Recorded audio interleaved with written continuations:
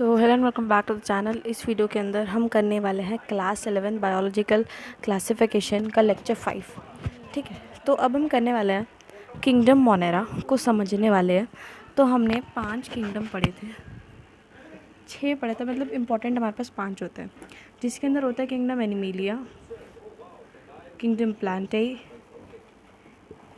Kingdom fungi, kingdom protista and kingdom monera. सबसे पहले हम मोनेरा को पढ़ेंगे, then protista, fungi, plant animal, ये सब पढ़ेंगे। अब देखो, किंगडम मोनेरा के अंदर पहले ही मैंने आपको समझाया था कि पहले किंगडम मोनेरा के अंदर प्रोकैरियोटिक और यूकैरियोटिक को साथ में रख दिया था।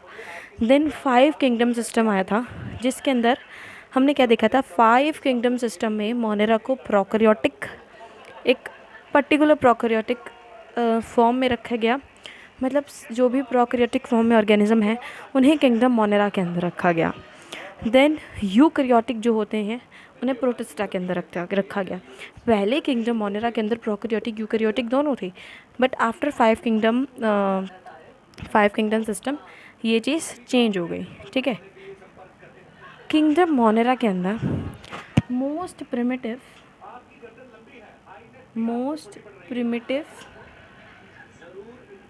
और सिंपल ऑर्गेनिज्म है। सिंपल ऑर्गेनिज्म मतलब ऐसे नहीं कि वो सिंपल लाइफ जीते हैं, it's not about that kind of.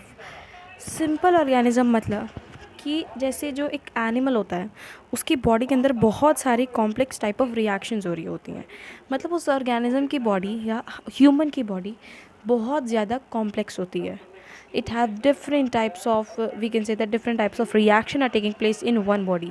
Different types of means million of reactions। ठीक है, तो बॉडी बहुत ज़्यादा कॉम्प्लेक्स होती है। बट वहीं पे मोनेरा के अंदर जो भी ऑर्गेनिज्म को हम रख रहे हैं, ग्रुप ऑफ ऑर्गेनिज्म को, वो एक सिंपल ऑर्गेनिज्म है और एक प्रिमिटिव ऑर्गेनिज्म है। ऑल प्रोकैरियोटिक इसके अंदर आएंगे, ऑल प्रोकैरियोटिक फॉर्म। प्रोकैरियोटिक के एग्जाम्पल हम क्या लिख सकते हैं, बैक्टीरिया और माइकोप्लाज्मा, ब्लू ग्रीन एल्गाई।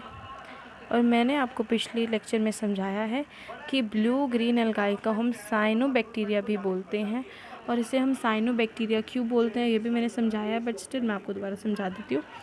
क्योंकि ब्लू ग्रीन कलर, जब ब्लू ग्रीन कलर को मिक्स करके उसके काइंड ऑफ कलर बनता है सियान कलर, आपने सुना ही होगा। तो उस सियान कलर के नाम पर इस बैक्टीरिया का नाम साइनोबैक्टीरिया बना है। ठीक है, कैरेक्टरिस्टिक्स क्या है पहले वो देख लेते हैं।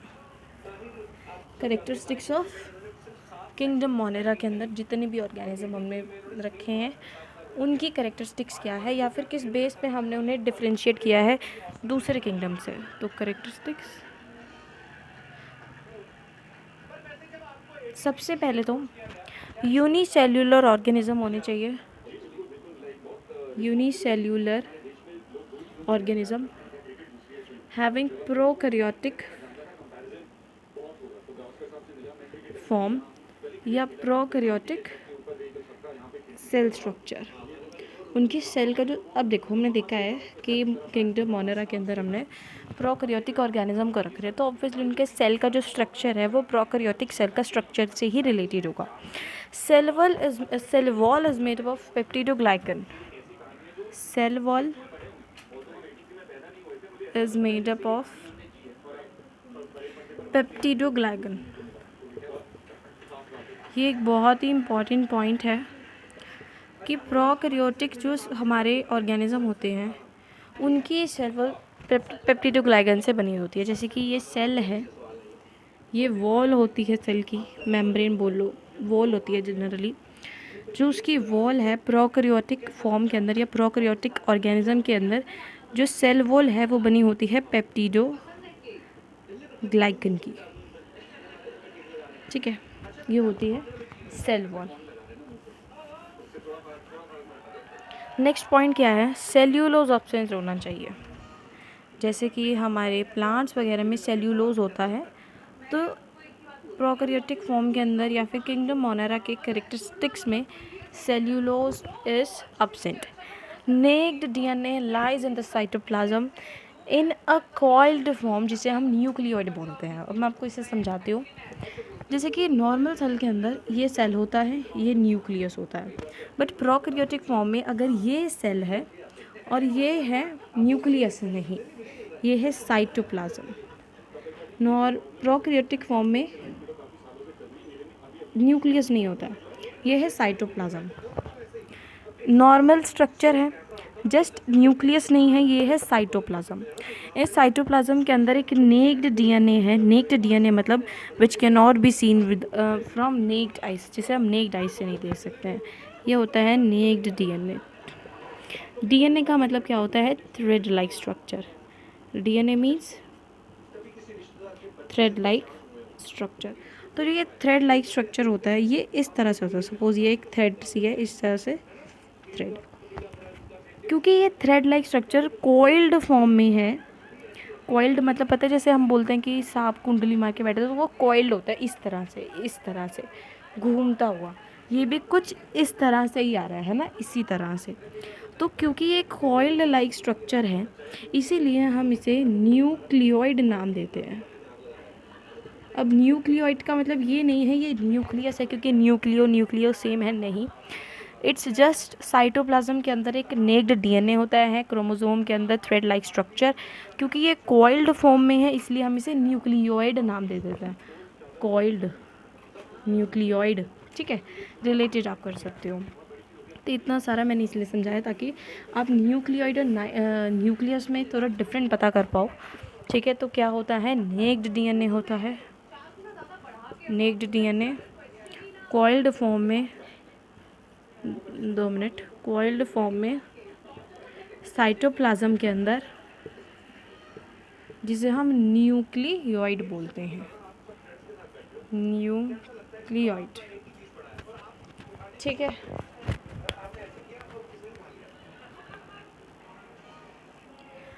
ठीक है, ये है कुछ कैरेक्टरिस्टिक्स. एक और कैरेक्टरिस्टिक्स हम बोल सकते हैं क्योंकि ये यूनिसेल्यूलर ऑर्गेनिज्म है तो ये सेक्सुअल मोड ऑफ रिप्रोडक्शन करते हैं.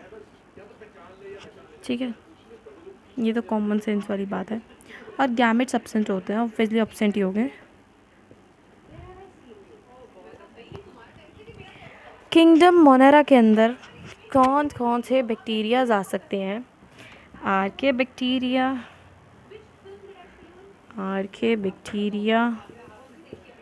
यू बैक्टीरिया, साइनोबैक्टीरिया और एक माइकोप्लाज्मा. ये सब आते हैं किसके अंदर? किंगडम मोनेरा के अंदर. अब हम इन सब को यानी कि आर्के बैक्टीरिया को और यू बैक्टीरिया को और माइकोप्लाज्मा को और किसी साइनोबैक्टीरिया को डिफरेंट वे से समझेंगे. ठीक है, सबसे पहले हम समझेंगे आर्के बैक्टीरिया को. तो इस लेक्चर के अंदर हम पहले आर्के बैक्टीरिया को समझेंगे जितना इस लेक्चर में कवर हो पाएगा. ठीक है, देन हम डिफरेंट वेज ऑफ आर्के बैक्टीरिया जो भी है वो सब समझेंगे. ठीक है, क्योंकि आर्के बैक्टीरिया ये सब बहुत ही ज़्यादा बड़े लेवल के हैं, मतलब बहुत टाइम लगेगा इन्हें समझने में. ठीक है, it may be took 3 to 4 lectures on archaebacteria just. ठीक है, सबसे पहले अब हम आर्के बैक्टीरिया को समझ लेते हैं. रुको, तो सबसे पहले हम आर्के बैक्टीरिया को समझ लेते हैं. ठीक है, हालांकि आर्के बैक्टीरिया को समझने में एटलीस्ट 1 more लेक्चर नीडेड. ठीक है, एटलीस्ट एक लेक्चर और लगेगा, बट पहले हम इस लेक्चर में जितना हम समझ पाते हैं उतना समझते हैं. आर्के बैक्टीरिया क्या है?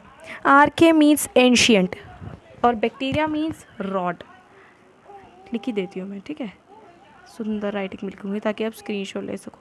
आर्के मीन्स एंशियंट और बैक्टीरिया या फिर बैक्ट मीन्स रॉड.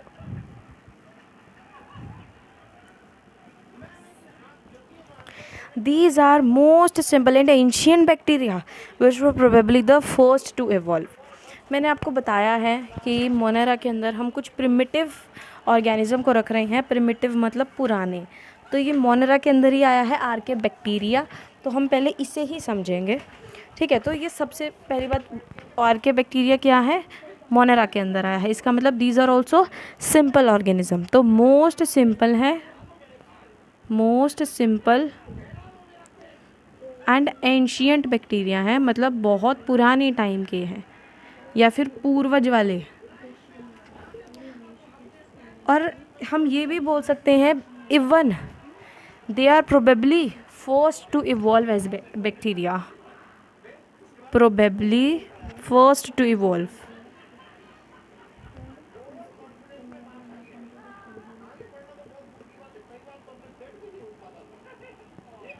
ये फर्स्ट है इवॉल्व हो रहे हैं जो. ठीक है. Archaebacteria are probably known as, popularly known as oldest of living fossils. इन्हें पॉपुलरली, इन्हें आर्के बैक्टीरिया क्योंकि ये बहुत पुराने हैं. इनफैक्ट ये फर्स्ट हैं जो आए थे एज अ बैक्टीरिया. तो इन्हें ओल्डेस्ट ऑफ लिविंग फॉसिल्स भी बोला जाता है. Oldest of living fossils. ठीक है. इंपॉर्टेंट पॉइंट है. It is a most unusual group of bacteria which are capable of growing underground extreme condition. Under extreme condition. ये ऐसे बैक्टीरियाज हैं जिन्हें एक्सट्रीम कंडीशन में रहना ही पसंद है या ये कैपेबल हैं. They are capable of growing under extreme condition. Extreme condition का मतलब क्या होता है मैं वो बताती हूँ. एक्सट्रीम कंडीशन मतलब या तो बहुत ही ज़्यादा गर्मी, या तो बहुत ही ज़्यादा सर्दी, या तो बहुत ही ज़्यादा एसिडिक, या तो बहुत ही ज़्यादा बेसिक. ये होता है एक्सट्रीम कंडीशन का मतलब. Structurally they resembles prokaryote except for cell wall which is not made up of peptidoglycan but metabolically they differ from them. वैसे तो ये प्रोकैरियोट्स की तरह ही हैं, बट इनकी जो सेल वॉल है, जैसे मैंने आपको बताया था कि प्रोकैरियोट्स की जो सेल वॉल है, ये मोनेरा के अंदर जो है सेल वॉल वो पेप्टिडोग्लाइकन से बनी हुई है. बट इनकी cell wall is not made up of, इनकी सेल वॉल नहीं बन रखी है पेप्टिडोग्लाइकन से. Cell wall is not made up of peptidoglycan. ठीक है. Note this point. The cell wall is composed of non-cellulosic polysaccharide and proteins. इनकी cell wall किससे बनी होती है? Their cell wall is made up of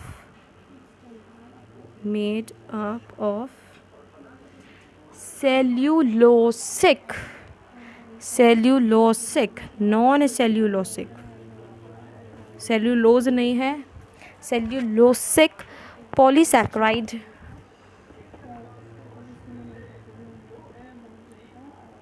and protein. जो दो point अभी के लिए एक इम्पॉर्टेंट पॉइंट, तो देखो ओल्डेस्ट ऑफ लिविंग फॉसिल, ये एक इम्पॉर्टेंट पॉइंट है. ठीक है. एक्सट्रीम कंडीशन में ग्रो करते हैं.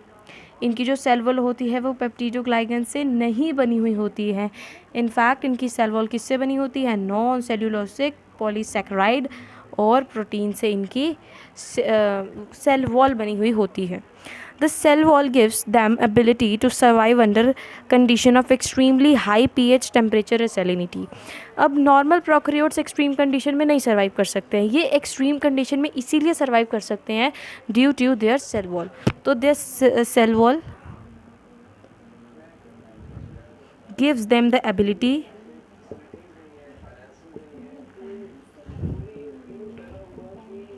To survive under extreme condition. मतलब कि हाई pH हाई हो, टेम्परेचर हाई हो, या फिर सैलिनिटी हाई हो. सैलिनिटी मतलब नमक, खारा. ठीक है। Most of them are chemo autotrophs, ज़्यादातर इनमें से जो ऑर्गेनिज्म होते हैं most of them are chemo autotrophs. Chemo autotrophs मतलब जहाँ पे भी वर्ड कीमो आ जाए इसका मतलब केमिकली, ऑटोट्रॉफ्स मतलब जो खुद रिप्रोड्यूस नहीं, जो खुद अपना खाना खुद बनाते हैं, तो ये केमिकली अपना खाना बनाते हैं। तो एक बारी फिर से इनकी कैरेक्टरिस्टिक्स को हम देख लेते हैं। सबसे पहले तो मोस्ट सिंपल और एंशियंट बैक्टीरिया है ये, प्रोबेबली फर्स्ट है जो कि आए हैं धरती पे एज अ बैक्टीरिया। ये कैपेबल है अपने आप को ग्रो करने के लिए अंडर एक्सट्रीम कंडीशन।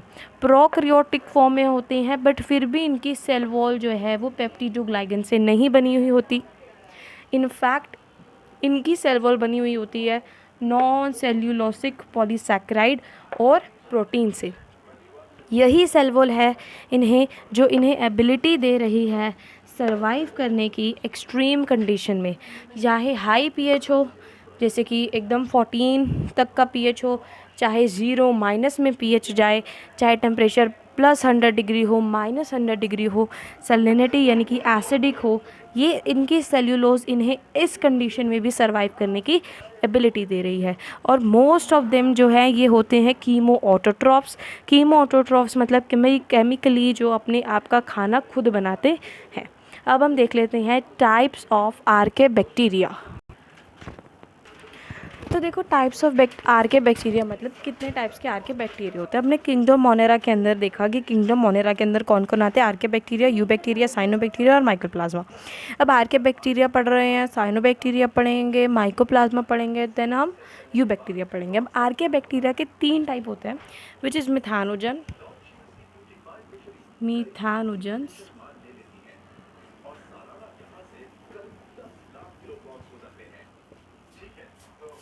हेलोफाइल्स और थर्मोसिडोफाइल्स। अब हम इन तीनों को ब्रीफली समझेंगे एक एक करके, जैसे हमने मोनेरा के टाइप में समझ लिया है ना। अब हम आर्के बैक्टीरिया के 3 टाइप है, मिथानोजन, हेलोफाइल्स, थर्मोसिडोफाइल्स, इन सबको एक अच्छी तरह से डिस्कस करेंगे। सबसे पहले हम पढ़ेंगे मिथानोजन्स। तो ये आर्के बैक्टीरिया का ही एक टाइप है। मिथानोजन्स स्ट्रिक्टली एनारोब्स होते हैं, स्ट्रिक्टली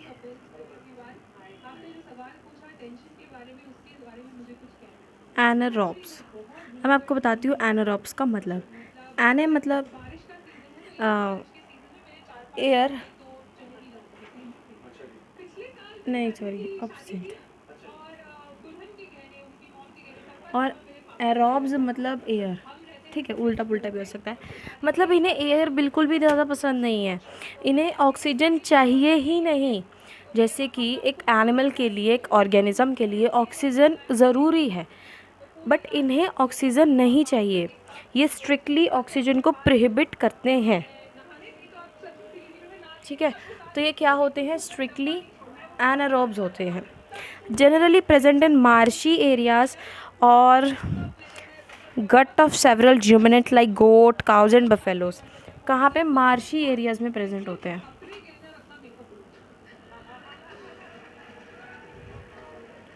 और कहाँ पे प्रेजेंट होते हैं, guts of several ruminant, guts of several ruminant, जैसे कि गोट हो गई, काव हो गई, बफेलो हो गई, इनके गट में प्रेजेंट होते हैं। They ferment the cellulose which form the main food of these ruminant. They ferment the cellulose which form the main food of ruminants. Main foods in ruminants का क्या होता है, ग्रास होती है, ठीक है, पत्ते पुत्ते में क्या होता है, सेल्यूलोज होता है। तो ये इसी सेल्यूलोज को फर्मेंट करते हैं, कौन, मिथानोजन। समझ में आ रहा है ना क्या बोल रही हूँ मैं। ये र्यूमिनेंट के गट में प्रेजेंट होते हैं और यही इन्हें एबिलिटी देते हैं सेल्यूलोज को चबाने का। जैसे हमने 10th में पढ़ा है कि काऊ की जो लार्ज इंटेस्टाइन होती है वो बड़ी, मतलब स्मॉल इंटेस्टाइन बहुत बड़ी होती है क्योंकि वो सेल्यूलोज चबाने के लिए। अब उस सेल्यूलोज को चबाने के लिए फर्मेंट कौन करता है, मिथानोजन्स करते हैं। ठीक है। They are responsible for the production of about 65% of atmospheric methane. 65% जो हमारे पास एटमोस्फेरिक मीथेन है, एटमोस्फेरिक मीथेन जो हमें मिल रहा है, अब नाम से ही हमें पता चल रहा है मिथेनोजेंस मीन्स मीथेन। तो 65% जो मीथेन हमें मिल रहा है ना एटमोस्फेयर से, वो 65% हमें मिथेनोजन से मिल रहा है। This property of methanogen is used in biogas plants. इन सब की वजह से इसे किस में यूज़ किया जाता है? बायोगैस प्लांट्स होते हैं जो हमारे पास, बायोगैस प्लांट्स। ठीक है, अब हम एग्जाम्पल देख लेते हैं और एक बार स्ट्रक्चर देख लेते हैं मिथेनोजन का। पहले हम एग्जाम्पल लिख देती हूँ मैं यहाँ पे, ठीक है। एटलीस्ट आपको 2 एग्जाम्पल तो आने चाहिए।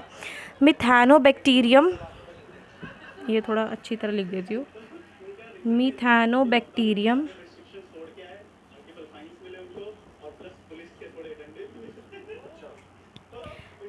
मिथेनोकोकस, मिथेनोकोकस,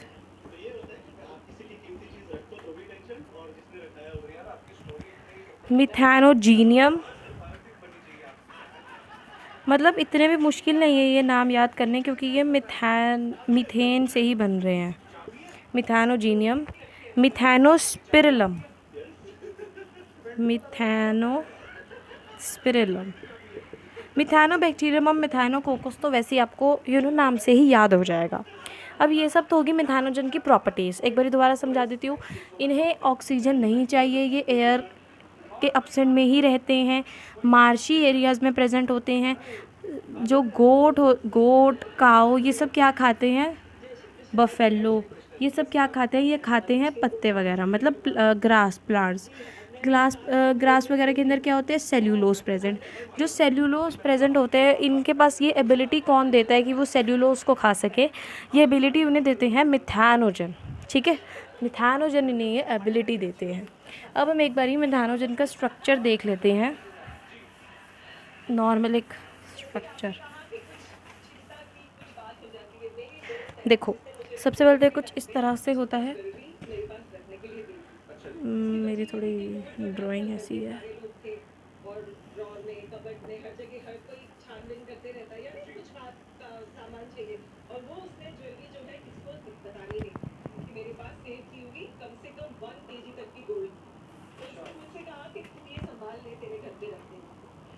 ठीक है, फिर ये थोड़ा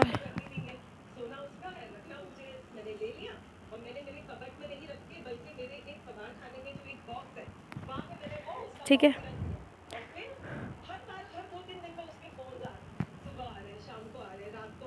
इस तरह से।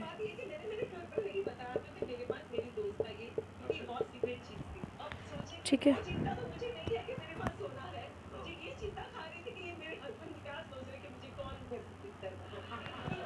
ठीक है,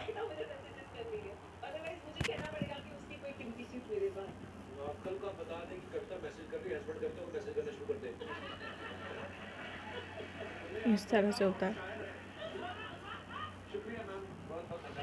ठीक है,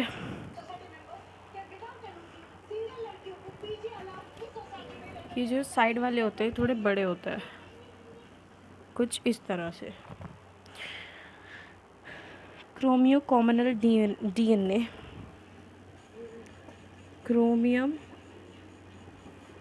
कॉमनल डीएनए होता है ये। कॉमनल मतलब कॉमन डीएनए।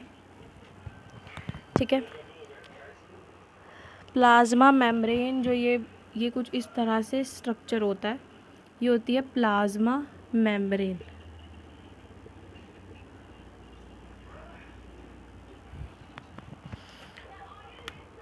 ये जो मोटे मोटे से हैं ये होते हैं मीजोजोम्स। क्या होते हैं? मीजोजोम्स।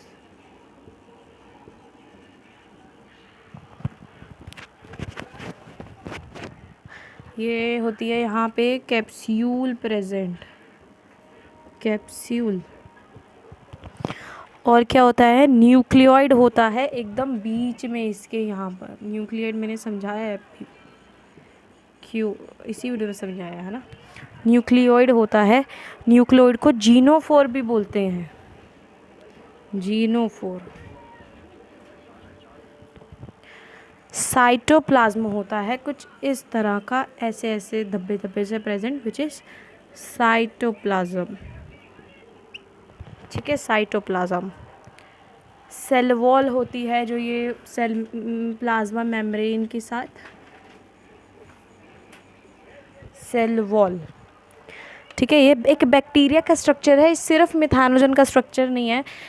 इस पूरे स्ट्रक्चर को हम बैक्टीरिया का स्ट्रक्चर बोलते हैं।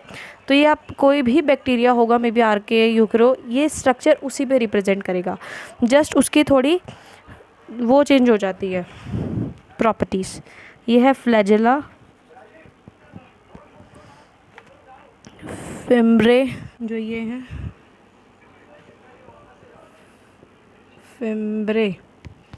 ठीक है, ये जो बूंद बूंद छोटे छोटे होते ही होते हैं राइबोसोम्स, राइबोसोम्स। ठीक है, प्लाज्मिड डीएनए होते हैं, 705 लिख रखा है यहाँ पे, प्लाज्मिड डीएनए।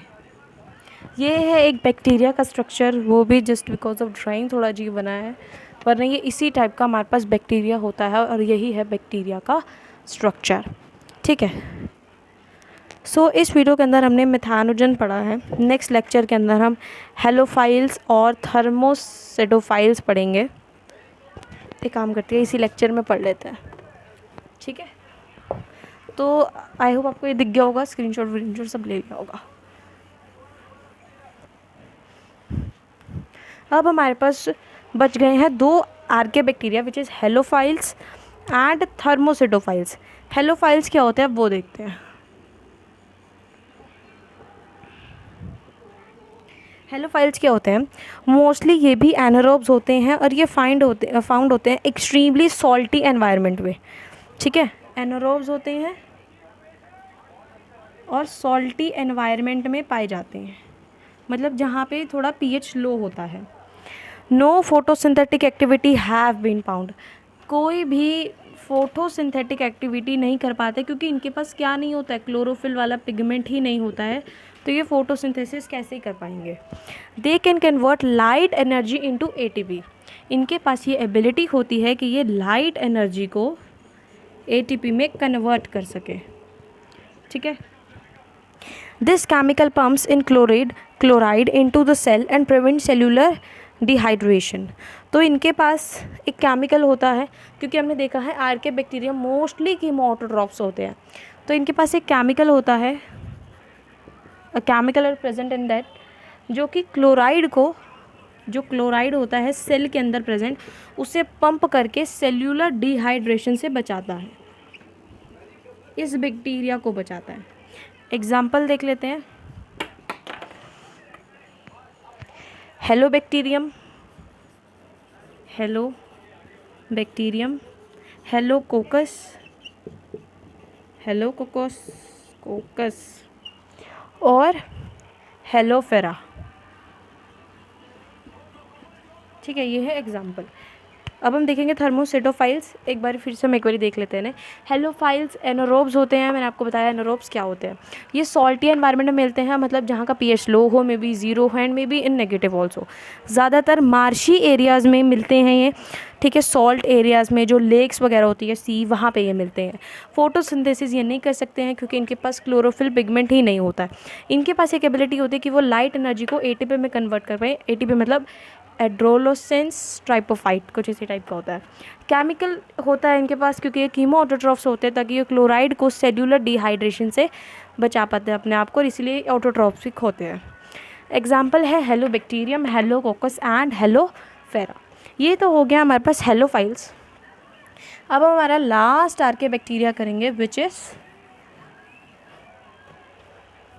इज थर्मोएसिडोफाइल्स। थर्मोएसिडोफाइल्स, बहुत ही बड़ा नाम है ये, right. These are temperature and acid loving bacteria. इन्हें टेम्परेचर और एसिड बहुत ज़्यादा पसंद होता है, मतलब ये एक्सट्रीम टेम्परेचर में रहते हैं। They occur in hot sulphur spring, they can live in extreme temperature and lower pitch. देखो, मतलब यही समझाया गया है कि टेम्परेचर और एसिड इन्हें बहुत ज़्यादा पसंद होता है। यानी कि ये एक्सट्रीम टेम्परेचर में भी रह सकते हैं और सबसे ज़्यादा लो पीएच में रह सकते हैं, क्योंकि जितना ज़्यादा पीएच लो होता है इतना एसिडिक नेचर होता है।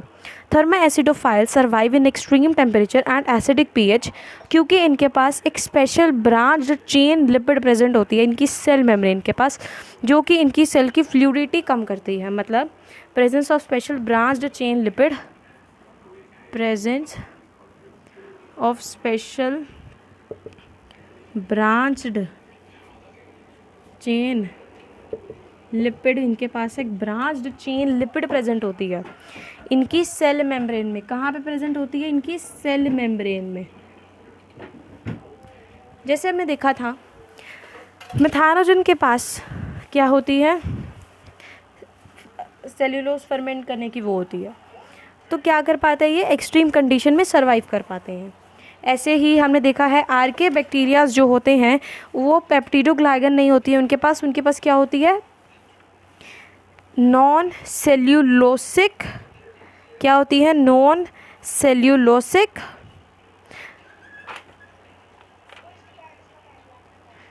Polysaccharide and protein. ठीक है, तो इसलिए वो सर्वाइव कर पाते हैं। तो इनके पास भी एक ब्रांच्ड चेन लिपिड होती है इनकी सेल मेम्ब्रेन में, वो उन्हें सर्वाइव करने के लिए एबिलिटी देती है और उन्हें क्या देती है? उनकी सेल फ्लूइडिटी को रिड्यूस करती है, जिसकी वजह से वो सर्वाइव कर पाते हैं एक्सट्रीम कंडीशन में भी। ठीक है, ability of enzymes to work at low pH, obviously low pH के अंदर इनके एंजाइम्स ऐसे होते हैं कि वो एक्टिव हो जाते हैं। Resistance of enzyme to high temperature, under anaerobic condition they oxidise sulphur to sulphuric acid. वो ऐसी एक्सट्रीम कंडीशन में सल्फर को सल्फ्यूरिक एसिड बना देते हैं, मतलब उसे ऑक्सीडाइज कर देते हैं। रिएक्शन भी लिख ही सकते हैं वैसे हम, सल्फर H2O H2SO4, ठीक है, और एनर्जी। और इसके एग्जाम्पल क्या है? सल्फोलोबस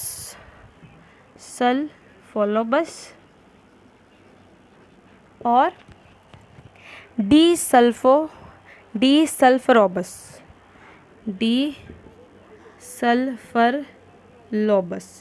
ये इनके दो एग्जाम्पल हैं। एक बार थर्मो एसिडोफाइल्स फिर से समझ लेते हैं। ये टेम्परेचर और एसिड बहुत अच्छा लगता है इन्हें, इसीलिए ये एक्सट्रीम टेम्परेचर में और एक्सट्रीम एसिडिक सिचुएशन में रह सकते हैं। इनके पास एक स्पेशल ब्रांच्ड चेन लिपिड होती है। देखो जैसे कि ये है सेल मेम्ब्रेन, तो इनकी सेल मेम्ब्रेन के पास कुछ ब्रांच्ड चेन लिपिड्स होती हैं इस तरह से कुछ, ठीक है, तो ताकि वो इन्हें क्या देती है? एबिलिटी देती है to survive in extreme condition.